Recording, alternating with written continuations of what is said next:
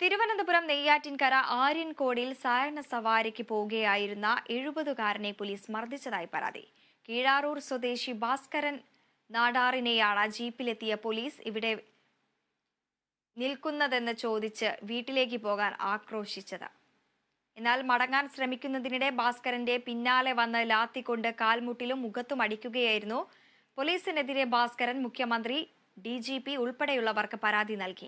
എന്നാൽ സാമൂഹ്യ വിരുദ്ധ ശല്യമുള്ള പ്രദേശത്ത് പട്രോളിംഗിന് കാര്യമായി കൂടി നിന്നവരെ പിരിച്ചുവിടുക മാത്രമാണ് ചെയ്തതെന്നാണ് പോലീസിന്റെ ഔദ്യോഗിക വിശദീകരണം.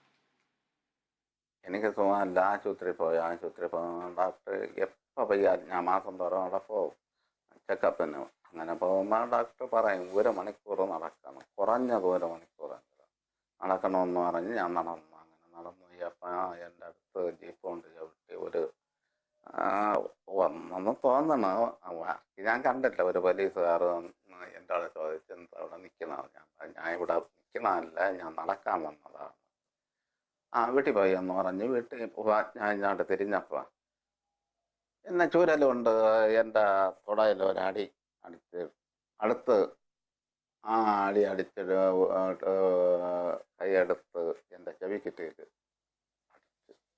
അടിച്ചിട്ട് പോകാൻ പറഞ്ഞു. ഞാൻ പയ്യല്ല അവിടെ നിന്ന് ഒരു 3 മിനിറ്റ് വരെ അവിടെ നിന്നിട്ട് പിന്നെ എനിക്കതൊരു പ്രയാസമായിപ്പോയി. കാര്യം ഇന്ന് വരെ എന്നെ ആരും അടിച്ചിട്ടില്ല. എനിക്കൊരു കേസോ വഴക്കോ ഒരു സ്റ്റേഷന് ഒന്നും ഞാൻ ചെയ്തിട്ടില്ല ഇതുവരെ.